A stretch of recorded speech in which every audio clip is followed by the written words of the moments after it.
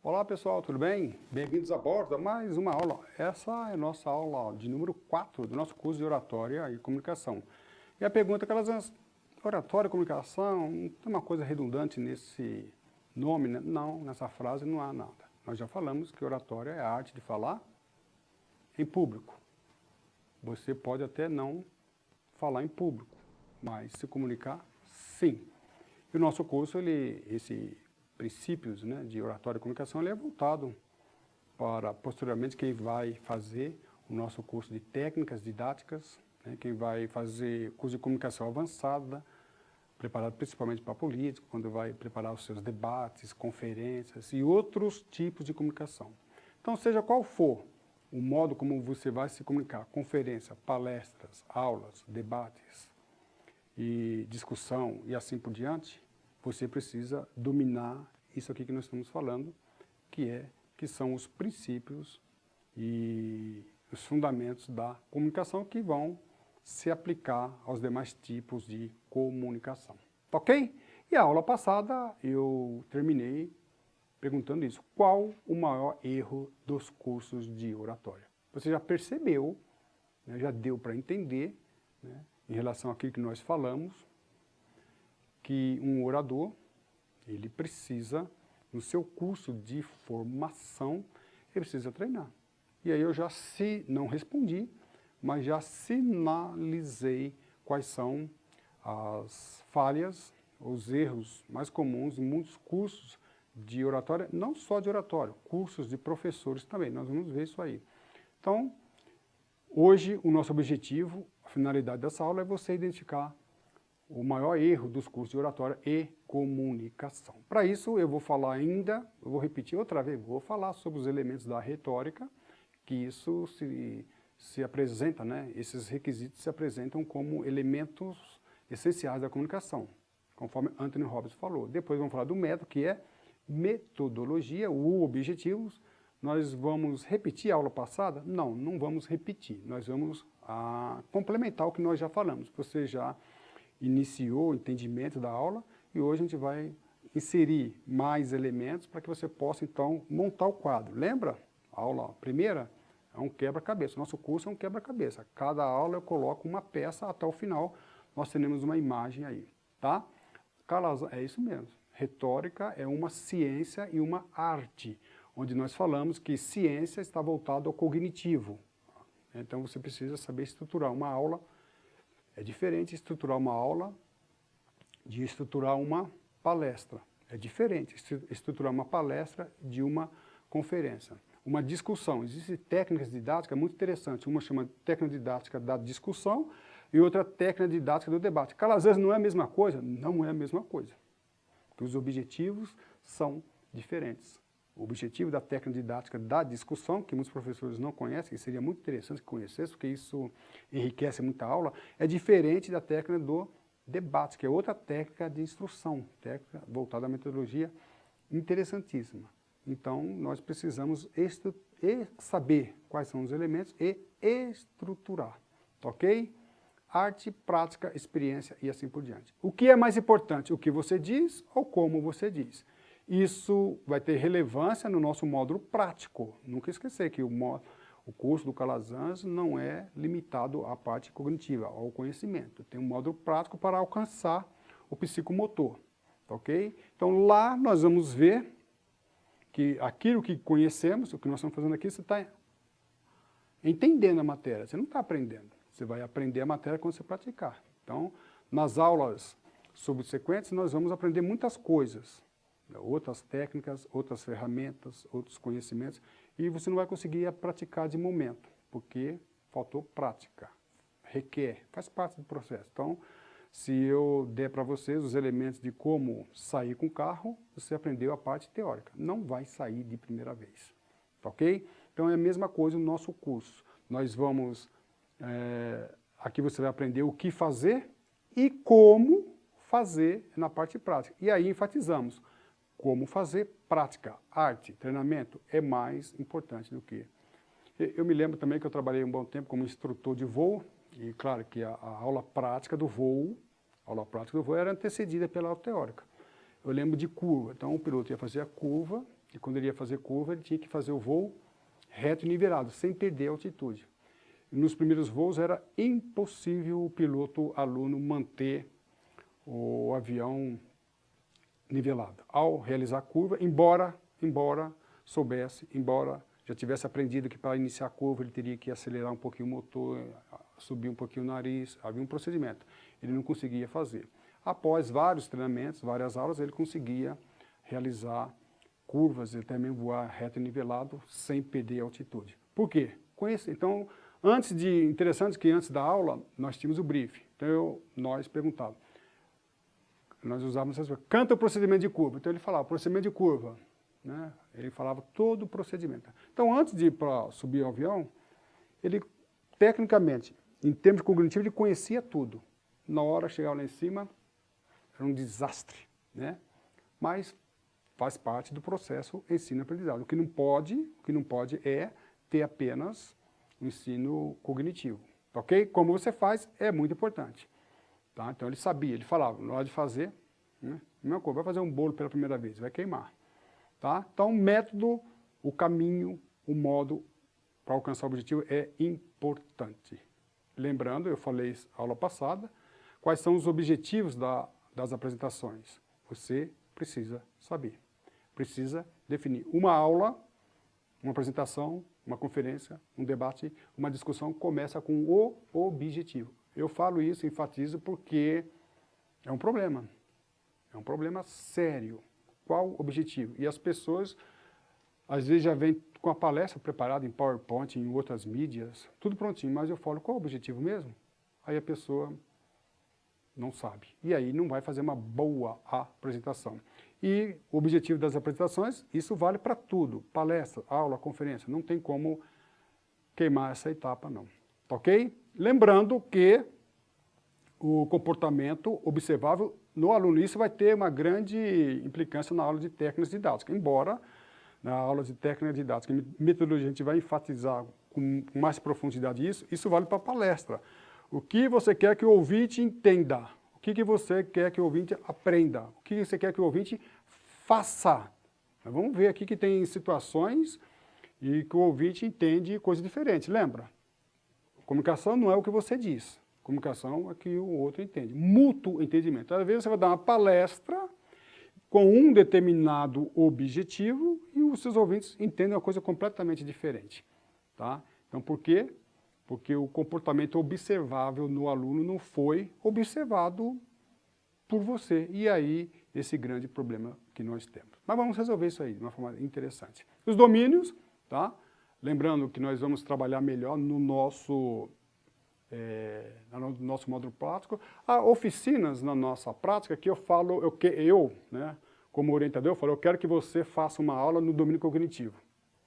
A mesma aula, num outro momento, eu quero agora, você vai apresentar a mesma aula no domínio afetivo. Né? E agora, no domínio psicomotor. É interessante isso. Fala-se que no Brasil nós não temos patriotismo. Eu acho interessante que eu que sou mais velhinho, mais rodado, mais antigo, nós aprendemos no passado, nós tínhamos aula de moral e cívica, o SPB. Tá? A aula de moral e cívica, o SPB, tinha por objetivo ensinar o aluno a alcançar esse domínio, o afetivo. Tá? Então, nós cantávamos o hino nacional, né? Eu sou meio saudosismo, quanto mais velho, mais saudosismo. Né? Mas nós já estivemos em outros países, por exemplo, você pega os Estados Unidos, esse domínio afetivo de patriotismo é uma coisa totalmente diferente do Brasil. Lá, isso é muito bem desenvolvido, muito bem desenvolvido. Outros países onde o domínio afetivo é mais acentuado, tal como Israel. Israel tem esse domínio acentuado de tal forma, então os alunos, na verdade não, os alunos, as crianças, cabem às mães ensinarem os seus filhos, principalmente no aspecto religioso, de tal modo de desenvolver esse sentimento de patriotismo de uma forma inquestionável que nós não vimos ainda em qualquer outro país. Então, nós, no nosso país, nós não temos isso bem desenvolvido no nosso sistema de educação. Se está errado ou não, cabe a você falar, apenas uma observação didática. Tá ok? Olha só, uma vez uma pessoa se apresentou para mim e apresentou um currículo. Falou, Calazans, eu fiz um curso de oratório de 8 horas. Ele exclamou e eu perguntei, curso de 8 horas? 8 horas, Calazans. 8 horas?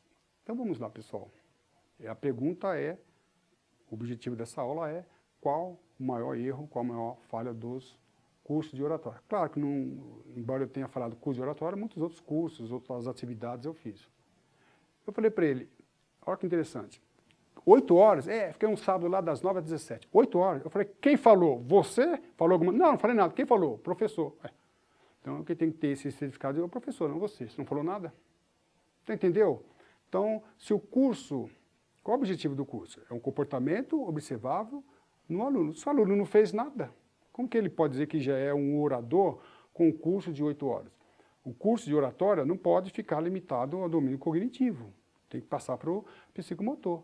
Então, tem uma falha aí, tem um erro. Então, foi isso que nós explicamos para ele. Tá? Então, um palestrante, um professor, não pode trabalhar apenas no cognitivo. Ele tem que passar por afetivo também, mas o psicomotor é clássico, é básico. Ok? Então, comportamento observável no ouvinte. Então, eu até brinquei com ele. Então, faz uma apresentação aí para mim agora. Ele falou, não, cara, não é bem assim. Aí ele usou uma expressão, eu preciso de mais prática. Mas onde você vai adquirir essa prática se o teu curso é limitado à parte teórica, retórica, ciência e arte? O teu curso foi limitado à ciência, faltou a arte. Então não tem condições, tem alguma coisa errada aí contigo, tá? Então vamos lá, pessoal.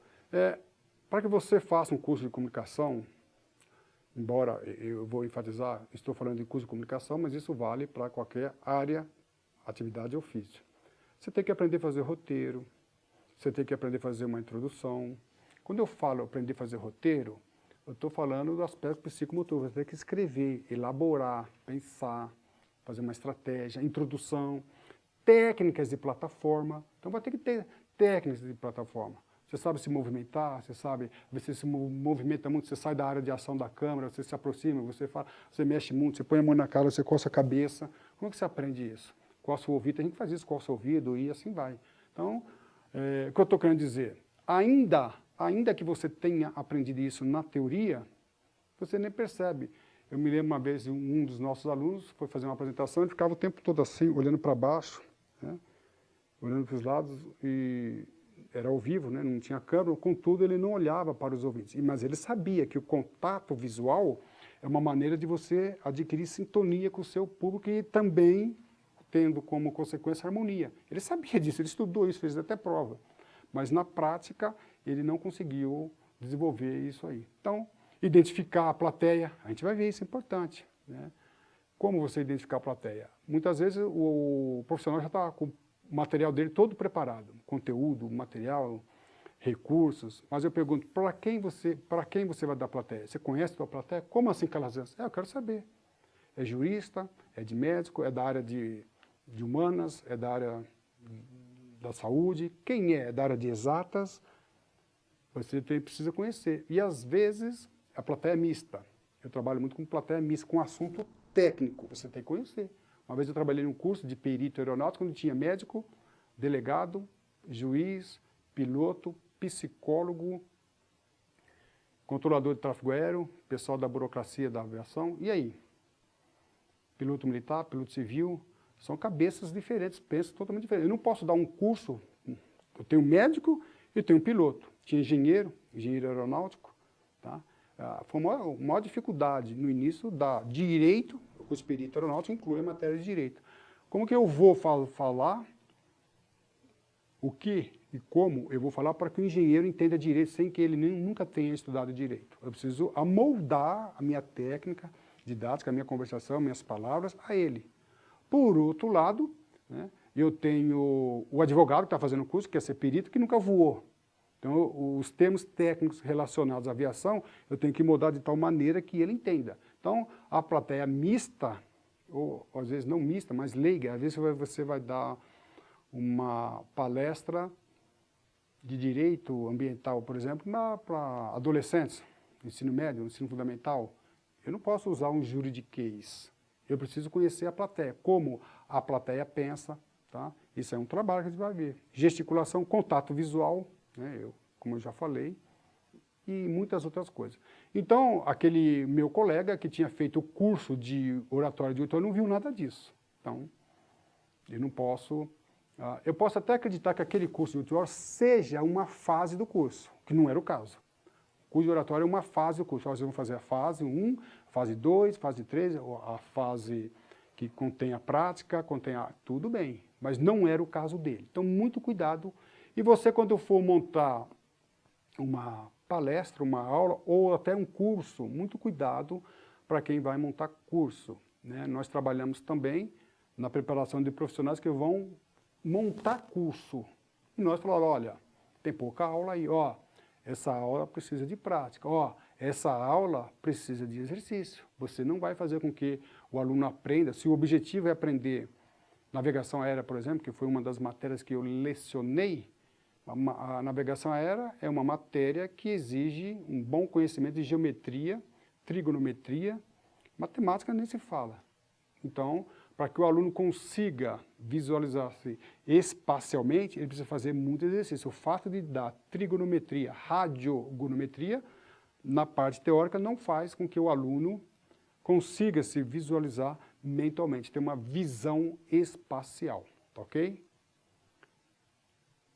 E aí, tá, nós precisamos também mostrar, nós já falamos isso aí, esse é nível psicomotor. Então vamos lá, eu coloquei, tá, esses itens como exemplo, mas eu tenho que agora mostrar que faz parte do nível, né, no domínio psicomotor, tá ok?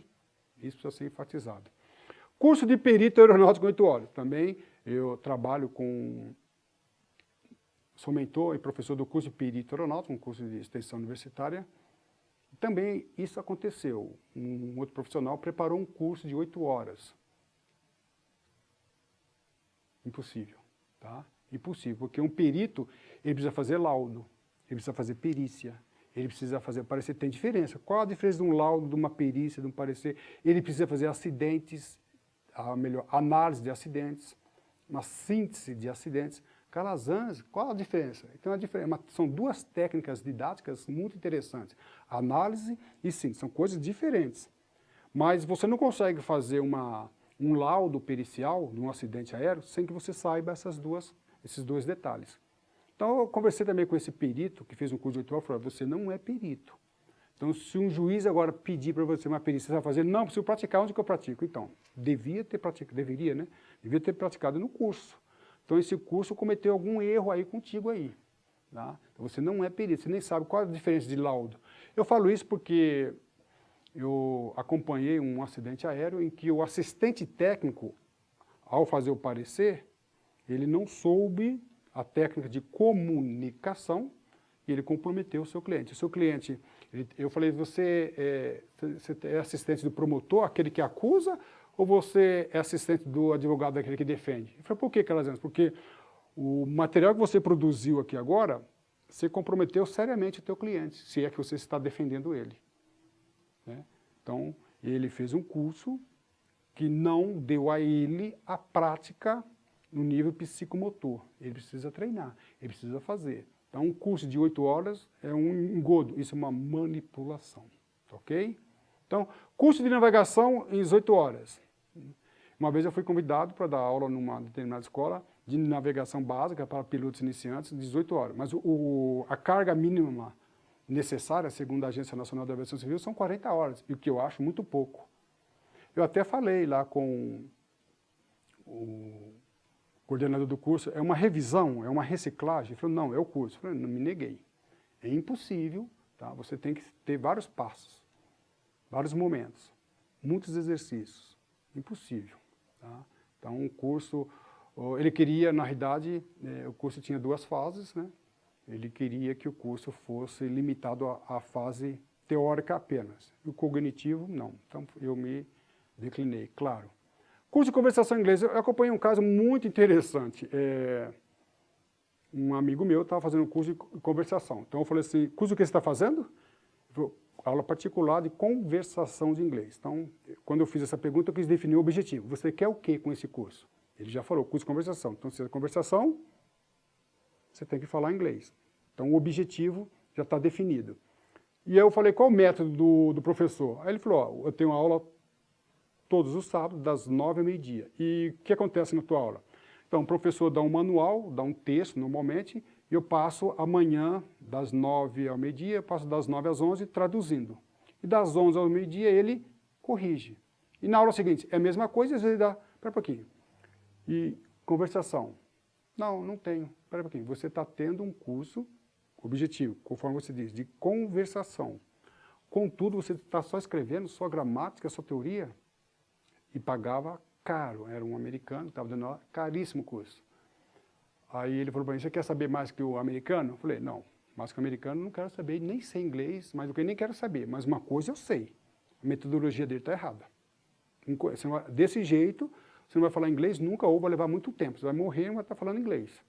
Aí depois, é claro que ele não deu ouvidos, depois de muito tempo ter gastado muito dinheiro, ele chegou à conclusão que falava inglês coisa nenhuma. Tá? Isso é comum. Uma vez veio um especialista americano, não lembro a nacionalidade dele, mas ele veio ao Brasil e fez um estudo dos cursos de inglês. E ele falou que 80% dos cursos de inglês podem fechar que não ensinam nada. Achei interessante, ele fez essa observação numa renomada revista, mas ele não precisava vir no Brasil, é só você perguntar, você estuda inglês? Yes. Sabe inglês? No. Então, por que isso acontece? Porque muitas pessoas estudam inglês e não falam inglês, por vários motivos. Um deles é a metodologia. Limita-se ao cognitivo, ao conhecimento, e não parte para o psicomotor. E quando passa para o psicomotor, nós tivemos a oportunidade de trabalhar com o idioma inglês em algumas escolas, às vezes trabalha com o psicomotor, então dá aula de conversação, mas a metodologia não é adequada, é muito lenta. Então, não adianta você ter um caminho, tem que ser o melhor caminho. Vai chegar no objetivo? Temos que questionar, ok? Então, a técnica estava incorreta. Técnica, nós vamos aprender quais são as técnicas didáticas. Eu costumo chamar que aula, uma palestra é uma viagem. Um curso é uma viagem. Então, o destino, no caso de inglês, qual é o destino? Falar inglês, conversação, esse era o objetivo. Tá? Então, você vai pegar o melhor caminho.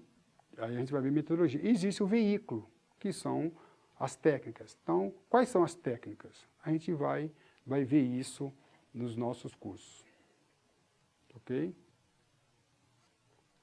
Calazans, quanto tempo tem que ter uma palestra?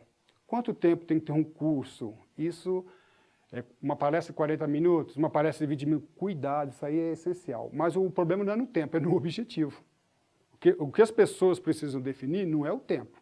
Elas precisam definir o objetivo primeiro, depois conhecer a plateia. Então, se eu vou dar aula de direito aeronáutico para jurista, eu já começo bem que são juristas, entende muito de lei. Então, eu preciso conhecer a plateia. Se eu vou dar aula de direito aeronáutico para piloto que nunca estudou direito, eu vou ter que primeiro ensinar os fundamentos do direito. Então, depende do objetivo, depende também da plateia. Se a plateia, os ouvintes, os alunos já tiverem conhecimento prévio, eu posso ter menos tempo. Então, eu vou definir o objetivo. Direito aeronáutico. Bom. Né? Responsabilidade penal em acidente aéreo. Muito bom, essa matéria. O aluno vai ter que identificar quais são os tipos de conduta dolosa dentro de um acidente aeronáutico. Se ele for jurista, já estudou direito, o caminho vai ser menor. Se ele é um piloto que nunca estudou direito, eu vou ter que percorrer um caminho maior, ensinar para ele o que é conduta dolosa, o que é conduta culposa, fazer essa diferença para depois, então, trabalharmos com o assunto. Então, quanto tempo? Depende do objetivo e também da plateia, o que as pessoas, normalmente, desconsideram. Eu vi uma vez um comandante internacional dar aula de aviação, de um assunto, para uma turma de juristas, alunos do curso de Direito. Foi horrível a palestra dele. Houve uma evasão quase 100%, porque ele usou termos técnicos voltados à aviação que ninguém entendia nada. Perdeu a palestra. Eu falei, não conheceu a palestra, perdeu tempo. Ficou feio o negócio ali para ele. Tá? Objetivo e plateia. Ok? Então, curso de oratória. Olha só que interessante. Quando eu falo oratória, tá? Eu preciso enfatizar que eu estou me referindo aos demais elementos da comunicação. Pode ser palestra, pode ser técnica didática e assim por diante. Então, quais são os problemas? Ele precisa treinar, então ele precisa ter oficina. O nosso curso, já apresentando parte do nosso curso, ele tem que ter oficina. Então nós temos oficinas presenciais, onde os alunos vão, perante uma plateia, né, temos parcerias com várias faculdades, instituições de ensino, então nós levamos os alunos, você está tendo aula teórica aqui, mas nós levamos os alunos para a parte prática, onde ele vai, nas oficinas, apresentar tudo aquilo que ele fez aqui. Mas antes da oficina presencial, nós temos as nossas oficinas online. Normalmente são oficinas fechadas. As oficinas online, eu dou determinado assunto e você vai ali perante, ao vivo, né, no computador, numa determinada plataforma, você vai fazer a introdução de uma apresentação, você vai fazer o fechamento, o desenvolvimento, nós trabalhamos assim. Então, antes de partir para a parte presencial, nós trabalhamos bem. Depois que você está ok na parte online, né, na oficina fechada, aí a pessoa acha que está bem, né? Já sabe fazer a introdução, sabe fazer a apresentação dos objetivos. Aí quando ela vai para a oficina presencial, ela tem o contato de primeira inibição, né? É a inibição, né? Inibição de primeiro contato, ela não sabe se ambientar com a plataforma e se perde na visualização. Então, precisa ter isso. As aulas presenciais, né? O material didático é uma coisa muito importante, né? No nosso curso nós temos tudo isso que está sendo falado aqui, já está escrito, o que é persuasão, o que é objetivo, quais são as técnicas, já está tudo escrito e determinado. Aulas online, que é o que você está tendo aqui, na verdade, essa aula aqui eu nem chamo de online, né? Que é à distância. A aula online são as aulas ao vivo, mas à distância. Então, aula online. Isso aqui é mais o que nós chamamos de EAD, ensino à distância. Hoje, aqui, você não interage comigo. Então, essa é a diferença. Então, aula online é aula ao vivo, você interage com o professor, você faz perguntas momentâneas. Então, aqui não. Aqui você está tendo uma aula EAD, à distância. Mas depois nós vamos comentar um pouquinho essa diferença em aula à distância e aula online. Mas nosso curso, nós temos dois tipos. Aqui, você está tendo aula teórica. Depois, você vai ter uma aula online, onde eu, não pessoalmente, né, mas ao vivo, estarei interagindo com você em relação a isso aqui, para que depois você faça a sua apresentação, tá ok? Videocasts, né, são vários vídeos que nós temos. Lembrando que no nosso curso teórico, nós temos aqui essa parte de 20 aulas, mas de uma forma complementar, nós temos vários vídeos, onde nós vamos falar sobre temas importantes voltados à comunicação. Então, cuidado, eu não posso falar para você que o nosso curso se limita a 20 aulas teóricas. Temos a prática, e além disso, nós temos podcasts, que são material em áudio, para que você possa complementar isso aqui.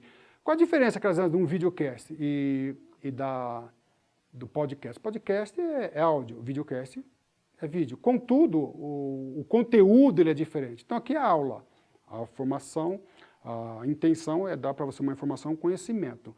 E nos vídeos e audiocast, a gente dá exemplo de situações corriqueiras que acontecem dentro da comunicação e até mesmo alguns tópicos interessantes que complementam a aula, ok? Então é essa a intenção. E o Web Rádio, nós temos também contato, uma parceria com o Web Rádio, onde o aluno ele faz a sua apresentação. É interessante, nós precisamos entender que hoje a comunicação, a internet, ela já alcançou todas as áreas e atividades. Uma delas é a comunicação. E na área do ensino, nós temos também que nos valer dessa técnica. E aí uma coisa muito importante. Dias atrás eu estava fazendo um debate de um acidente aéreo e teve como problema a comunicação. E nós fizemos um debate na Web Rádio ao vivo. E nós comunicamos, então foi convidado vários especialistas e uma professora de inglês. E quando ela soube que era ao vivo, embora ela estaria na casa dela, né, uma coisa bem interessante, eu estaria em casa, nós montamos um grupo com vários profissionais, tinha profissionais de várias partes do país, tinha gente na França, nos Estados Unidos, eu aqui em São Paulo, era no interior de São Paulo, coisa interessante. Mas quando ela soube, ficaria na casa dela, a imagem dela não seria transmitida, apenas a voz, e ela iria responder as perguntas e também participar ali do debate. Só o fato de ser ela falou, web rádio, quantas pessoas nos estarão ouvindo? Não sei. Milhares de pessoas, não sei, vai ser divulgado. Mas só o fato de ela saber que a voz dela seria transmitida ao vivo para milhares de pessoas, ou milhões talvez, não sei, ela se sentiu totalmente despreparada. E não é. Uma das professoras de inglês mais renomadas no país. Mas por não ter o treinamento, né, o jogo de cintura, ela não participou e eu pude perceber que não é só ela, muitas pessoas têm esse problema. Então o que nós fazemos? Após o curso que você fizer conosco, tem um outro problema, que muitas pessoas apresentam. Aquelas vezes eu fiz o curso de oratória e comunicação, mas eu não tenho onde praticar. Aí, caso você queira, mediante uma assinatura, você tem a oportunidade de constantemente praticar. Não adianta você fazer um curso teórico, até mesmo prático, e nunca mais. É psicomotor, você precisa treinar. O atleta que não treina, ele vai atrofiando ele tem os seus músculos atrofiados. Então nós oferecemos a condição para que você constantemente treine e participe de alguns eventos que nós apresentamos. Então nós temos mensalmente vários eventos online, né, através de vídeo, eventos através da web rádio ao vivo, eventos gravados também e presencial, onde você vai participar. Então, qual o problema de muitos profissionais da comunicação? Fazem o curso, mas não têm oportunidade de praticar. Aí, atrofia. Por isso que nós falamos que não tem como você não participar do módulo prático. Ok? E aí, nós podemos já definir qual o objetivo. O objetivo vai estabelecer o tempo, o modo, né, o método, a técnica e qual o domínio. Então, precisa se definir o objetivo. Curso de oratória de 8 horas, totalmente questionável, totalmente. Curso de oratória de 8 horas, só com aula expositiva? Não pode. Então, a aula expositiva é uma técnica importante. É o que eu estou fazendo aqui, eu estou dando uma aula expositiva. É uma técnica, mas existem dezenas de técnicas. Você precisa aprender as outras, tá ok? Curso de Direito da OAB, esse é o outro problema. Nós temos no Brasil os alunos formados, né, os profissionais formados em Direito, 80% é o índice de reprovação. Olha só, é muito grande. 80%. Eu, como fui professor de Direito em algumas universidades, eu percebi qual o problema. Então, ele vai fazer a prova no OAB. Ele tem que fazer parecer, ele tem que fazer alguma coisa por escrito ali. Fazer uma defesa, e ele não faz isso na faculdade. Então, a faculdade usa uma a maioria, claro que não são todas as faculdades, mas o índice de reprovação na OAB é de 80% e teve anos que chegou a 90%. O índice de reprovação dos alunos é muito grande. Mas qual o problema? O problema é que o curso de formação, ele é incoerente com o objetivo. Qual o objetivo de um jurista? Qual o objetivo de um jurista? São vários. Um deles é passar na OAB. E outros, ser juiz, tem que fazer prova. O índice de reprovação para a prova de juiz, então, é muito mais elevado. Por quê? Porque raras faculdades fazem com que o aluno façam sentença, pareceres, peças da área do direito. Então, esse é um grande problema de cursos. Então, não dá, são cursos que se limitam à parte cognitiva. O aluno não tem a prática psicomotor. Eu trabalhei com alguns profissionais da área da pedagogia, preparando para dar aula, e eu perguntei para alguns profissionais, mas no teu curso de pedagogia você não deu aula? Não. Peraí, no curso de pedagogia, você está sendo preparado para ser professora. Qual o objetivo? Eu perguntei, qual é o objetivo do teu curso? É ser professora. Então, pera um pouquinho, então não estou entendendo. O objetivo é ser professora? Então, tem uma coisa que eu não estou entendendo. Se o objetivo é ser professor, você tinha que dar muita aula como aprendiz, mas não é pouca, muita. Mas você não tem... Ah, teve estágio. Como foi teu estágio? Meu estágio, eu ia a uma sala de aula e assistia a professora dando aula. Isso era o estágio? Então, nós temos um problema aí, na maioria das faculdades que preparam os professores do nosso Brasil aí. O curso usa uma metodologia voltada ao conhecimento, ao domínio cognitivo. Se a professora, a aprendiz, não dá aula, tem alguma coisa errada aí. Tá ok? Estamos terminando, vamos lá. Como escrever um livro, eu acompanhei um curso que era interessante. Manipulação.